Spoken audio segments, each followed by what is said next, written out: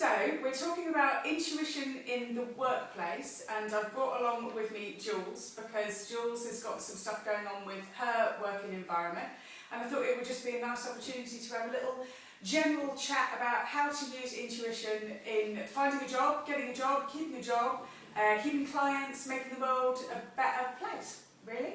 Absolutely. Yeah. So, tell me, Jules, like, what are some of the questions that you have got around that subject? So when you've narrowed down a person's, say, job role, and they realise that they can do something for themselves, how would you then give them the confidence to go off and do it? Would it be having a chat with them and going, here's how you do it? Yeah. So especially this really works for what I would call kind of like people who want to work free range. So people who don't want to have a job. Because ultimately, there are people who have fantastic interdisciplinary minds. Right. Which is the jack of all trades and the master of none, as it's known to be. Yeah. But people who are able to think in patterns and things outside of the box, so people who are dyslexic quite often think outside of the box and pull patterns together and can make their own unique career. Because in this current climate, lots of people are looking for extra income off the back of their current job. They're looking for brand new careers where they're not tied into roles and job descriptions. Yeah. So when you've found the things that really work for you, I always start it off with the 6 things that you can't stop doing. Because the things that you can't stop doing in your own life usually make really fantastic careers. So for me, it's giving unsolicited advice. It's, being social, so it might be like looking at social media. It's usually I'm an organiser, I'm a networker, I pull people together. I love writing, so of course I'm an author, and I love speaking, which is why I do radio shows and things like that. So for other people, it's finding what their 6 major talents are, pulling all of those things together and saying, right, how is there a need in the market for those things? Sure. So it's also using your intuition to kind of like sit, and I'm not a great advocate of meditation, I'm not very good at it. To me, I can take a long walk and allow my brain to kind of like, be staring at clouds, be in the moment, and things start popping up. It might be sitting at a coffee shop and things pop up. So do you think it's things that people already know about themselves, they just need to take that time to sit down and focus in on what they love to do and how they can make money out of it? Yeah. Absolutely, because this is the thing, we assume that our talents are everybody's talents, and they're not. But we make a very big assumption here, and people do this all the time. Like, for example, I'm really not into crystals, chiming, Tibetan bells, panpipe music. I'm not into the kind of like the new age stuff, and yet people will talk to me about angels and spirit guides and crystals and stuff because they make an assumption that I think exactly the same way that they think. And this is what we do with every single human being. We make assumptions that people think exactly the same way as us. So when it comes to our talents, we make assumptions that our talents are commonplace and that other people's abilities are brilliant. And I wish I could be more organised like Jules. I wish that I had more kind of like focus to be able to get stuff done in the way that she can organise and achieve at the end of the day. I wish that I was, and it's only by asking friends, and this might be another thing to do, is asking friends, what are my superpowers? What are the amazing things that I do that you think, oh my God, I could do that? Because that's also the things that you make money from. Some people are terrible with organisation. Some people can't keep a house clean. Some people are hoarders. Some people, people have different talents. It's finding your talents and finding other people's weaknesses and making a match and making those 2 things marry up. Yeah. How would you go about marketing yourself?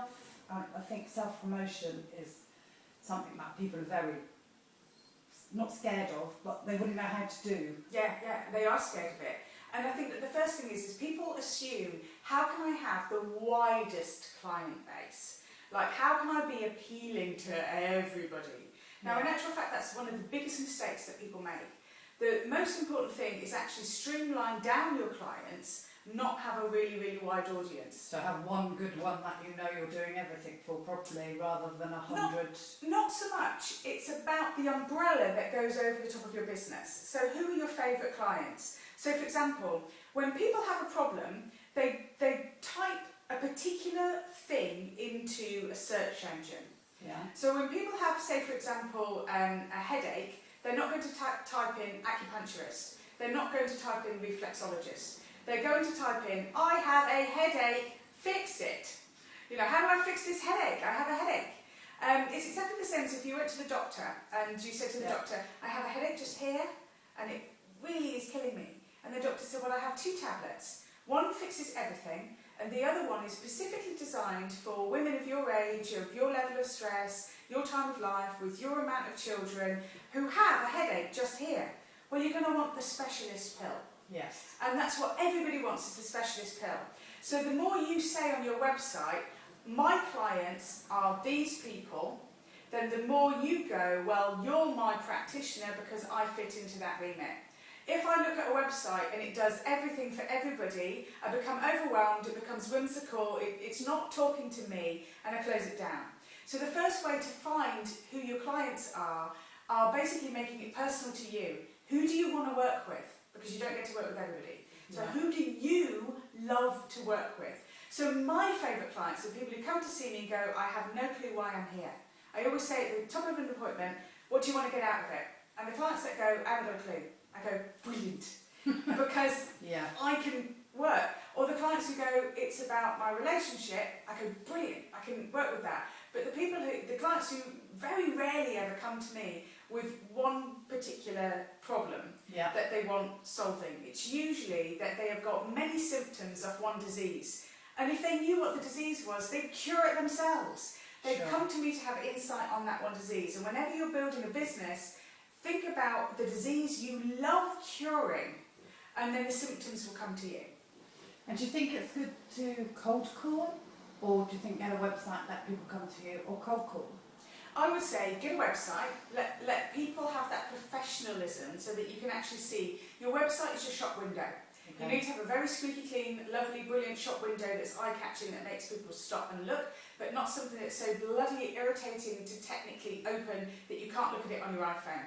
Sure. You've got to think of it from the perspective of there's 2 people having coffee, and she goes, oh my God, I met this really fantastic woman and she came and did this work for me. And the person goes, really, who's that? This person. Okay. Because they are showing you the window. Oh, I'll take you past that shop. It's in the handbag. I'm showing you that window. This is the person, that's the face, that's the website, this is the services. And then it's exactly the same as handing out flyers. So I would say for any service, most services work best word of mouth. So on your website, you need to have endorsements. Video endorsements are brilliant. If you can't have a video endorsement, you need a picture of the person and an endorsement written by their face. Okay. Because we do not trust words. We don't trust, it could have been written by anybody, but when we see a face and the words and the name, it's a visual thing, we go, that person looks like me. That I recognise that person could be my friend.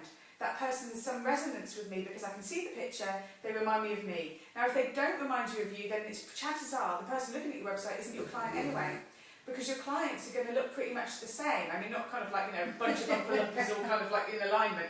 But there's going to be a resonance that make people go, that person trusted them, that person looks trustworthy, so there you go, this person must be trustworthy. So your website is the main front window, then it's word of mouth. And I would say, give your services away to 10 people and get a video endorsement, written endorsement with a little photo, and get them to be the word of mouth. Because if you don't give it away, sometimes you end up with a business that's gone stagnant because you have got this great product, it looks fantastic, but nobody's buying it because nobody trusts it. There is something in the human condition that says, I'm not going first, I'm not looking stupid, I'm not going first. You need to get over the I'm not going first by giving it away to people, and then they go, 10 people, all these endorsements, these people went for it, well I'm not going to look stupid, it was just rubbish. All of a sudden everyone wants you and you haven't got enough hours in the day. It's a jumble sale! Which I'm sure you haven't. Well, do you remember those old vans, like kind of, they were kind of like street sellers, and they used to sell microwaves, and you'd go, oh, I'm not selling it for you, ladies and gentlemen, for £20. Oh, I'm not selling it for you today for a £5.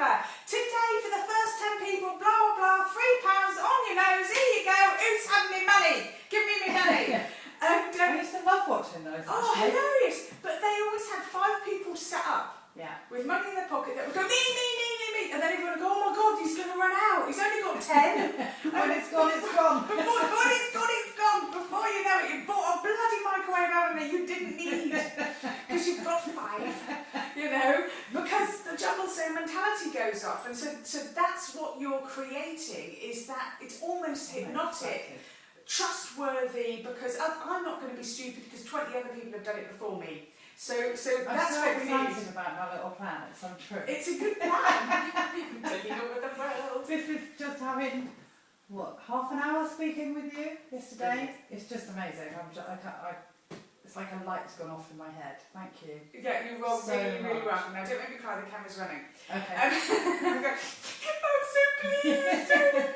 You think you must have changed so many people's lives? It's untrue. Yeah. And I think it's nice to hear it sometimes. It is nice to hear it, and I am very grateful because I do get lots of really, really nice emails and things like that. I'm still waiting for wedding invitations. I've put people together. There's been so many marriages and births. I've actually got to a point in my career, and it's really quite interesting. I've been doing this so long now that I have been there when the person was single. I've been there when they met their love. I've been there when they've got married. I've been there when they've had kids, and I've been there when they're getting divorced. Oh dear. No, not always. But it really is kind of like I've got to this point where I'm there throughout people's university years, the early stages of it's like, wow, maybe I need to get a life. Maybe I'm missing something here. Maybe I should be doing something myself. No, that's fine. So any other questions about careers or anything? Not particularly now. I think we've because summed you've that up. done brilliantly for me. Thank you. I'm really, really pleased. Well, thanks for giving me the opportunity to allow me to talk about that on camera. No Brilliant. problem.